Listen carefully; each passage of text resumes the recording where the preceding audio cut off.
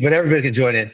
When we're going across the border, the guy was motoring through people, and I, stupid Canadian, go, man, you are doing a great job.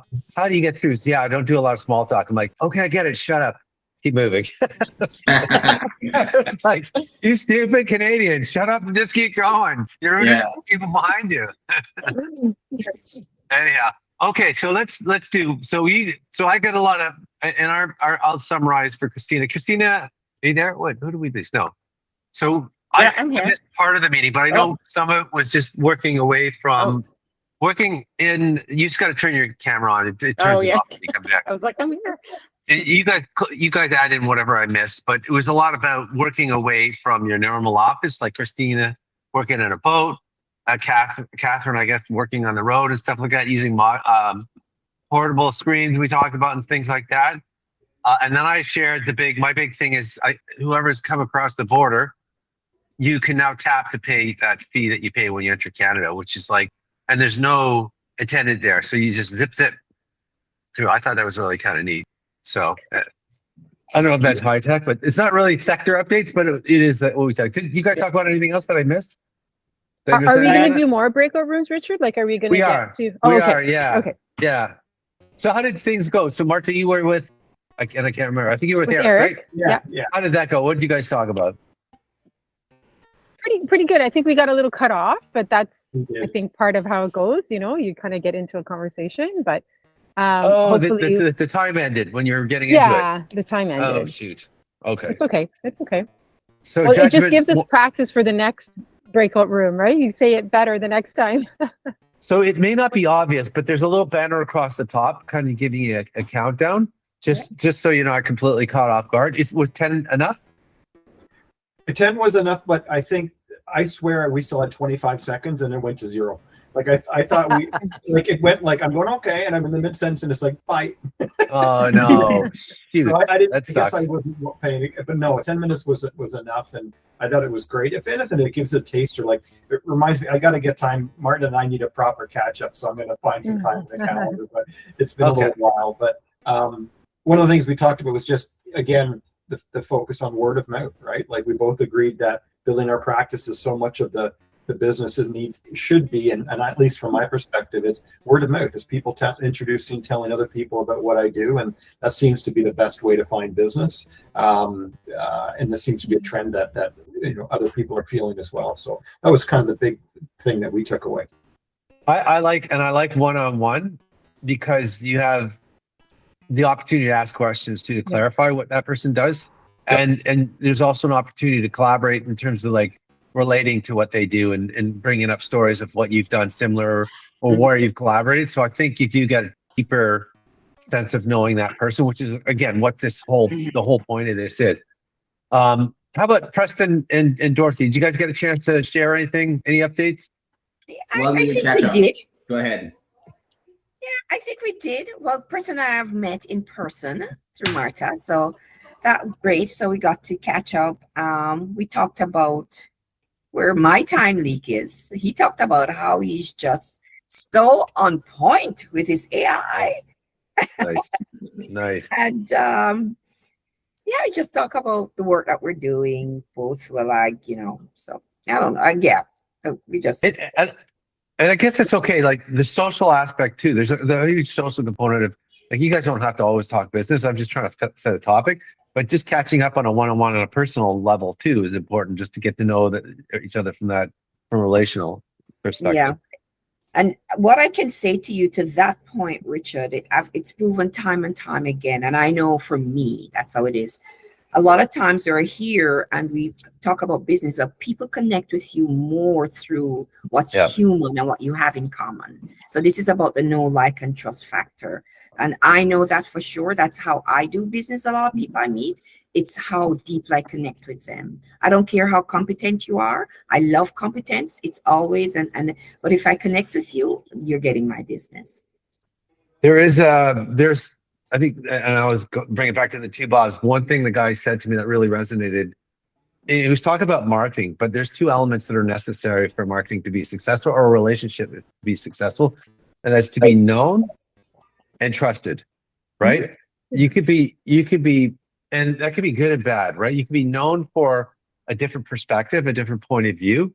And the trusted element is you might be consistent with that point of view and I know what to expect, and therefore I can work with you, right? Mhm. Those two things I think you guys are kind of getting on that. Like, how do we know and what to know, right? And what to share and what to pull in from that, right? And did you want to add one to that to Richard? In marketing, we talk a lot about know, like, trust. So I'm not sure it was intentional to drop the like in it, but it's true. Like sometimes there are some products that I have that I don't like the person behind it, but I trust it's going to deliver. So I think that's one thing that you might know, like, trust that journey, you move people through that buying process as well. So I've had opportunities to run in some Ubers, just the way summer's rolling out. My son's using my car most of the time. Thinking I'm working remotely, I think I never leave the house. When I realize when I don't have a car, how often I actually do leave the house. So I've been Ubering a lot. And I took an Uber in a couple times, different conversations around Elon Musk, which everybody pretty much agrees he's a smart guy. Why, and I think why did you? because the known truck, the like, I'm going on the like thing, right? Because that's the same thing I was thinking. I have a Tesla. I was thinking the same thing. I might not like it. So I rode in a Tesla and I got the guy was hands-free, right? Preston set the destination self-drive. And I was arguing with the guy, why is it saying self-drive? Why, when you say self-drive, I think I'm the one driving, not the car driving. So it should be car driver. Anyhow, so we talked about it. And then the other guy, another car ride, had invested in his latest stock. Elon became a trillionaire because his stock blew up. And both of them had different points of perspectives on the like element, right? Both of them didn't really, they use the word crazy and sometimes crazy smart, but both of them kind of went with the known smart, predictable activity. And the dislike, the like element didn't have to be a part of it for them to invest in that product and know it was a good product, right? So that's why I was getting on that. And it sounds like I'm trying to promote Elon Musk, but definitely not. But I definitely got a sense that those cars are good cars from both the people that owned them and the way they demonstrated how to drive it. But both of them did not have an amicable relationship with Elon Musk. Go ahead, Preston. No, it's just so funny because you said so. And when I said about the know and trust, I was like, wait a second, that's the exact same way I feel about my car, right? Yeah, and so when you said it was hilarious because that was good. Like you read my mind. Yeah. It's funny how that works. Okay, that said, let me try again. Now, let me just remember, just so I don't forget. So Marta, it was Eric, Christina, Catherine. Okay, I'm just going to try and make it so that you guys aren't together again. Sounds really simple, but believe me, when you're dealing with me at the helm here, it could things will go funny. So okay, let's see. Breakout room. Let's do breakout. Preston, help him out. Just remote into his computer and do it for him. I just get Preston to do it, man. Like, who am I kidding here? Okay. I try not to show those things too much. Catherine, you met with Christina already, right? Let me just shuffle this around. I'm going to move you with Preston. And a second here.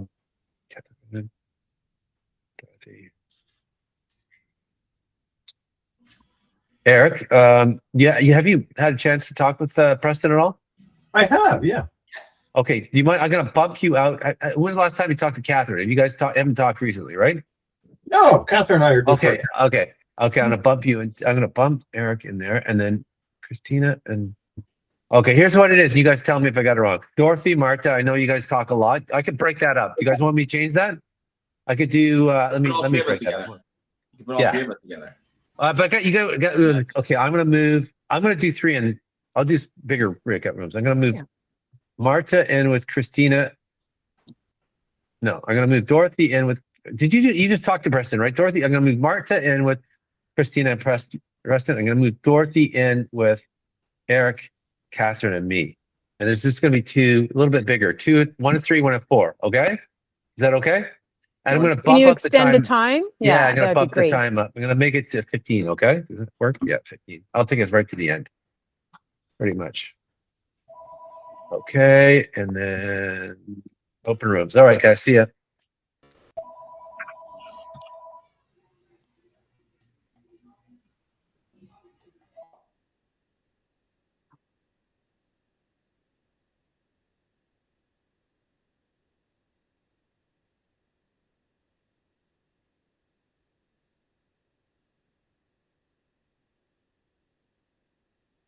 Right. How'd that go, guys? Time flies when you're having fun. I'm telling you, man. 50 minutes went so fast.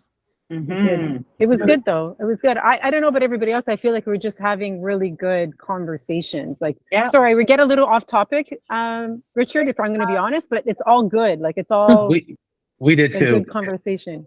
I think that's important. Like it's filling in the nuances around the topic. Is that a hand up, Preston? Yeah. Yeah. Okay. Good. Go Yeah, ahead. wait. Yeah. Oh, No. wait, Go wait, ahead. Go ahead. There you go. I left Christina and Marta into a bit of a cliffhanger, but they suggested I share with the whole group. They're asking, how did I just book a last minute trip to St. Lucia within a couple of days? And this is the prompt you use in ChatGPT. Love it. Oh, nice. Oh, you put it in there? Yeah. I like it. Thank you. Okay, I've copied it. Oh, nice.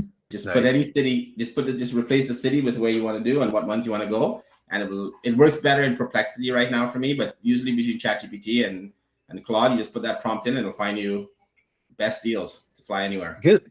And Google AI has been phenomenal as well. I did some shopping. I mean, you're learning what this thing can do as you're doing it, right? Like it Yeah. can scan. I was buying a new computer for my son. It can scan all the different prices. It can tell you what features to look on. Go ahead, Dorothy. Yeah, that's great. Thanks for sharing that. I just one little caution. I did this last year. I had Manus. I don't know if you know Manus. Planned my entire Europe trip. It gave me a fabulous price from Air Canada, and the price was so off. Oh, Really? weird. It was so, yes. Got so excited for my for that airfare. And when I checked online and we went with a travel agent to do it, it was significantly more. So I just want to say, it's great. I'll do it, but just be cautious, be sure Check to it. double check the airline price.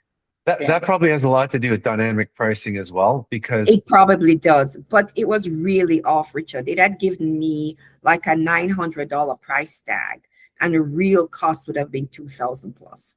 And I was way out. checking. It was really. It's not even like it was $100 off or $200. It was really off. And I kept asking, where did you get that pricing from? that's I've been having interesting. some trouble with Claude. And this wasn't Like- Claude. This was Manus.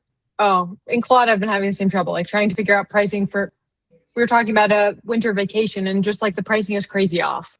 It's crazy off. Yeah, It's yeah. crazy off. Like it would be like you could afford this hotel at $300 a night. I'd look, and it's like $1,200 a night for the hotel. Like it's not a Oh, little bit wow. off. Did you click on the Oh. links in that it gives you? Because mine came Yeah. out. Mine just came with a bunch of links. I clicked on it, and then I wasn't ready, so I hit alert. I made it send me alert, and then a couple of days later, I got an alert, and I bought it. That's amazing. Yeah. Didn't work for me. You know, one thing I did is not so much for the price, but we're doing a cruise in September, and it's like 6 different cities, like it's in the Mediterranean, and you got to choose, which excursions you do and which you don't, and all that. So I pumped it all through AI and said, which city should I spend with the cruise company for a proper excursion, and which should I do my own? And it was fantastic, right? Because it comes back, goes, okay, that Italian port city, it's right on the coast, like. You walk 100 yards and you're outside of it. It's like, so just you do that on your own. But you go to Sicily, for example, and you really want a private car with, I don't know, whatever. And it was so useful. So, I mean, pricing aside, it sounds like it's a bit, glitchy, but using it to cut through all that stuff is amazing. Yeah. I think if I were to interpret what's going on, I think what you can scrape and what you can see publicly, it's going to be more accurate on, but where you need to log in and be an actual user, it's going to be off, because it can't be. A lot of the sites are now figuring out how to block it from scraping, and I don't think you're going to get that accuracy. But yeah, if you think of it that way, we'll scan everything that's publicly available, which is still a volume of detail, and then break it down into stuff I can use, and then go on. Because I was planning Europe trip as well, and even just talking. Okay, hey Dorothy, what price you got? You got one price, I got one price. I'm on Apple, you're on Android or whatever, or we're both on Apple, and they're doing dynamic pricing right there while we're talking on the phone. So go ahead, Dorothy. Where I saved a lot of money is with those tours, because while we're looking to go through tour companies and so on, it took me exactly to the site that the same tour companies, they go there, they buy, they resell it to you for an arm and a leg, twice the price. So that's where I found it really useful. And I mean, it was really very useful. It was just the airfare pricing that was off for me. So, I mean, we really just have to double check and keep the human in the loop idea all the time. Right. Alrighty, guys. That's interesting. And every day it's like you're just challenging what you can do with it, right? And challenging what that means, and then you open up a new paradigm of like ideas that you can challenge. So it's a fast moving world, that's for sure. But it was great to connect with you guys again at the beginning of July, and I like this breakout idea. Hopefully you guys do as well. It was great seeing you guys. Have a fantastic July. The numbers are going to get smaller every time we have these meetings, but don't be shy about showing up, because sometimes when the groups are smaller, you get more in-depth opportunity to get to know people a little better. So I'm never worried about that. All right, guys. Bye. Bye, everyone. Bye. Bye now. Bye. Bye.